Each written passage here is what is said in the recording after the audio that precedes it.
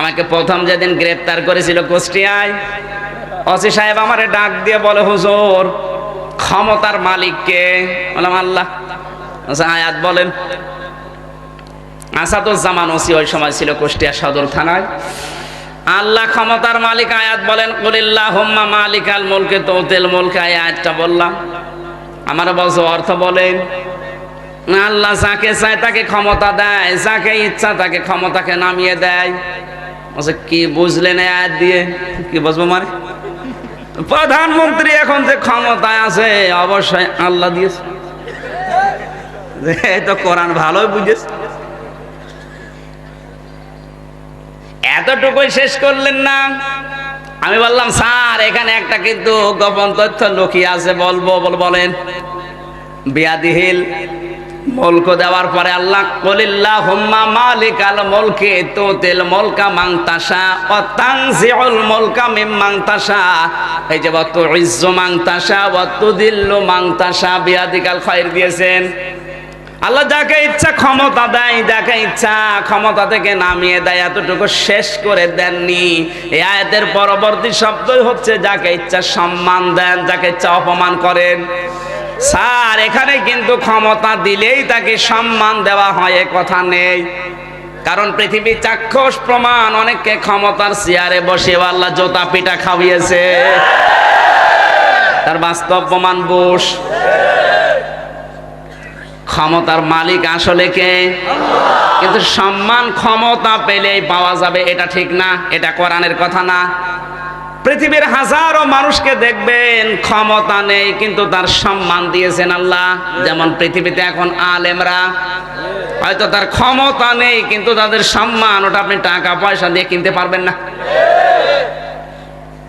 বিয়াদিহিল মুলকি আয়াতটা যদি কেউ মন দিয়ে পড়ে, আমার মনে হয় ওর ভেতর থেকে যত অহংকার এই মুহূর্তে বের হয়ে যাওয়ার কথা যদি বুঝে পড়ে। ক্ষমতার মালিক কে? এটা যদি মন থেকে আপনি বলেন ক্ষমতার মালিক আল্লাহ, আপনার দ্বারা অন্তত কোনো উল্টা পাল্টা কাজ দুনিয়াতে হওয়া সম্ভব না। কত বড় ক্ষমতার মালিক আল্লাহ! এই যে রক্তের ভেতরে আপনার 5 প্রকার ক্যান্সার এখন ধরা পড়ছে। আমার আল্লাহ বলেন আমি যদি 1 প্রকার লাগিয়ে দেই, 14 বংশ বিক্রি করে একটা ঔষধের পয়সা হবে না। মস্তানি করো। আমি তামিলনাড়ু গিয়েছিলাম, সিলেটের এক ভাই দেখা, বললাম ভাই আপনি কতদিন আছেন? বলছে 13 মাস। কি হয়েছে আপনার?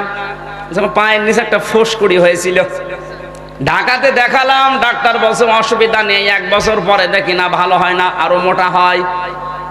এই ভারতের তামিলনাড়ুতে আজ 13 মাস 1,31,00,000 টাকা আমার চলে গেছে। গতকাল রিপোর্ট দিয়েছে ডাক্তার যে রক্তের ভেতরে 5 প্রকার ক্যান্সার হয়, আমার 1 প্রকার হয়েছে, আমি নাকি আর বাঁচবো না। ক্যান্সার হয় কেন, এর থিওরি কি দিয়েছে ডাক্তার? কম্পিউটার থেকে যেগুলো দিয়েছিল রিপোর্ট আমাকে দেখালো, দেখলাম প্রথমেই কোরআনের একটা আয়াত লেখা,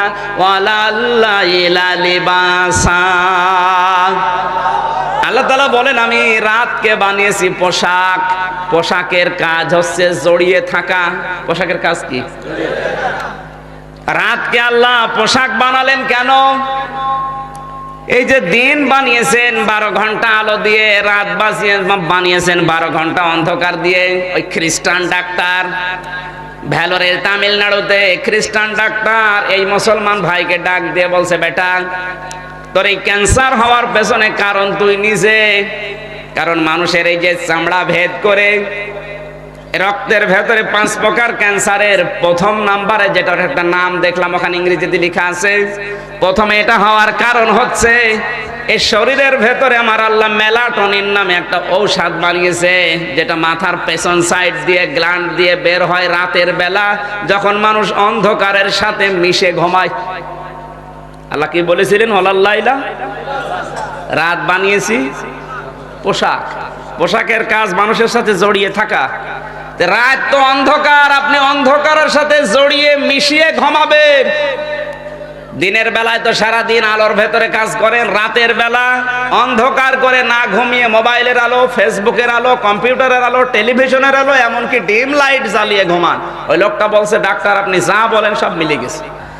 এই লোকটা আমারে বলছে, এই যে রিপোর্টের প্রথম নাম্বারে আয়াতটা দেওয়ার পরে খ্রিস্টান ডাক্তার আমাকে বলেছে মানুষের মাথার ভেতরে 5টা জিনিস আছে। কয়টা?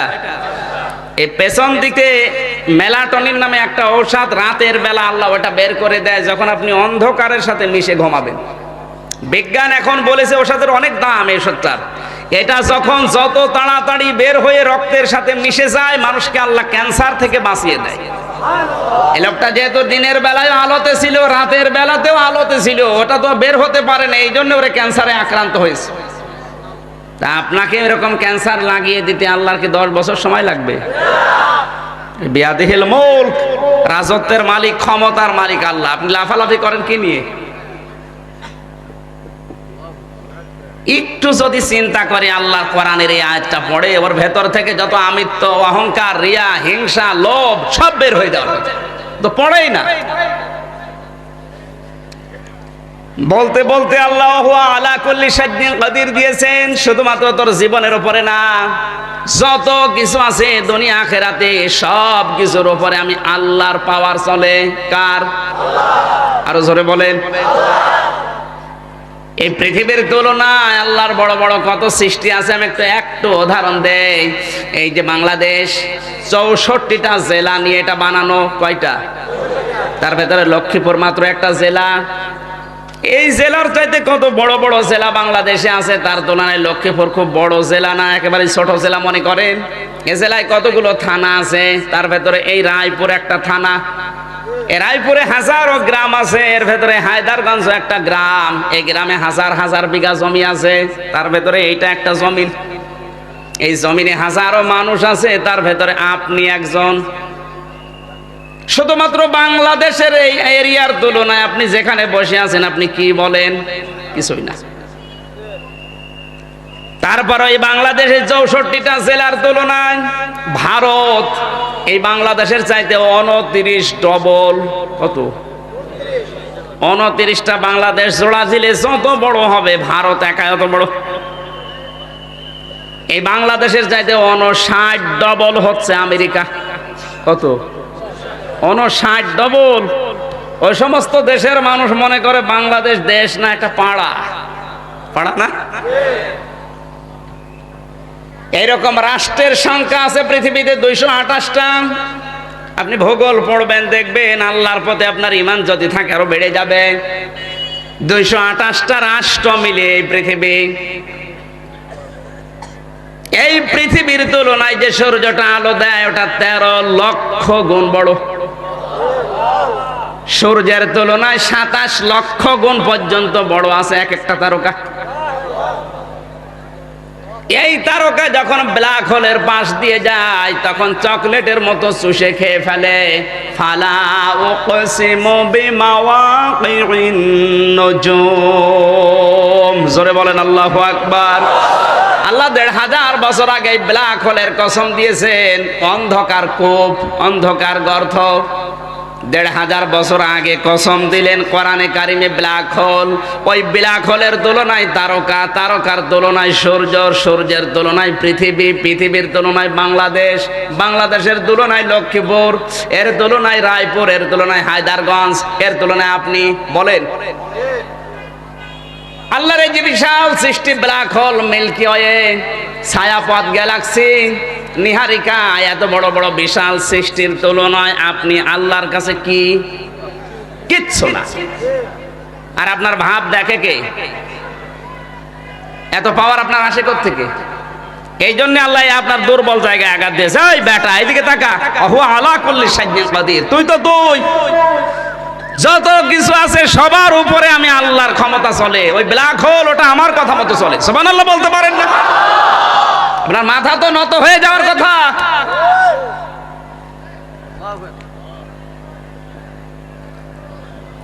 আল্লাহ রাব্বুল আলামিন শুধু ক্ষমতায় নিজের হাতে রাখেননি, তার যে ক্ষমতার বন্টন গুলো মানব দেহের ভেতরে। আমি একটা বিষয় পরে 12টা বিষয় পরীক্ষা করে একটা বলছি।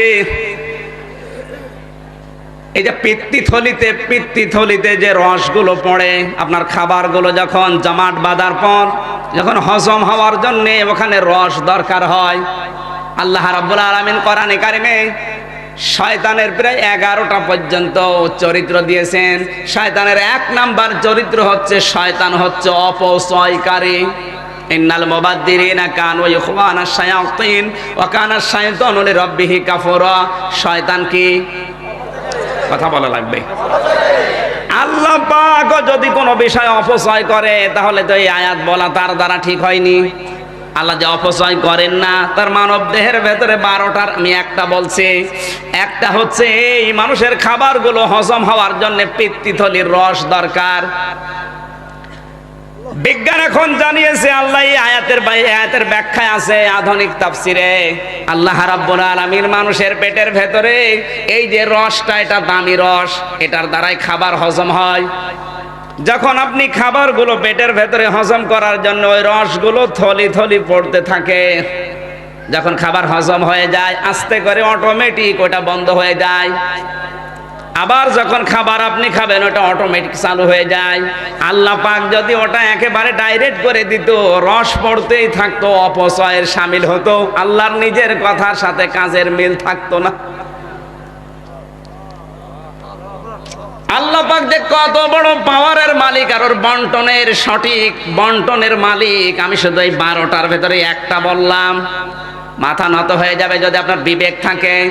আল্লাহ তার বড়ত্বের, মহত্বের, বিশালত্বের কথাগুলো বলতে বলতে মানুষকে জানাচ্ছেন আমি কিন্তু তাবারাকাল্লাযী বিয়াদিহিল মুলক। তাবারাকা শব্দ এই জন্য আল্লাহ ব্যবহার করেন, পৃথিবীতে মানুষ যত রকমের দোষ আল্লাহকে দিতে পারে, সব দোষ থেকে আমার আল্লাহ পবিত্র, মুক্ত। জোরে বলুন সুবহানাল্লাহ। আল্লাহ তার বিশালত্বের, মহত্বের, বড়ত্বের কথাগুলো বলতে বলতে হঠাৎ আলোচনার লাইন তিনি কেটে দিয়েছেন এবার আমাদের জীবনের দিকে। আল্লাহ তাআলা তার বিশালত্বের, বড়ত্বের, মহত্বের কথা বলতে বলতে এবার আমাদের জীবনের দিকে ইঙ্গিত দিয়েছেন। আল্লাযী খালাকাল মাউতা ওয়াল হায়াতা। তিনি কোন আল্লাহ? এতক্ষণ পর্যন্ত আমি টাচ দিয়েছি আল্লাহর পাওয়ার কি কথা বোঝা যায়নি? ওই আল্লাহ যিনি আমাদের মউত এবং হায়াত বানিয়েছেন। আগে মউত না হায়াত?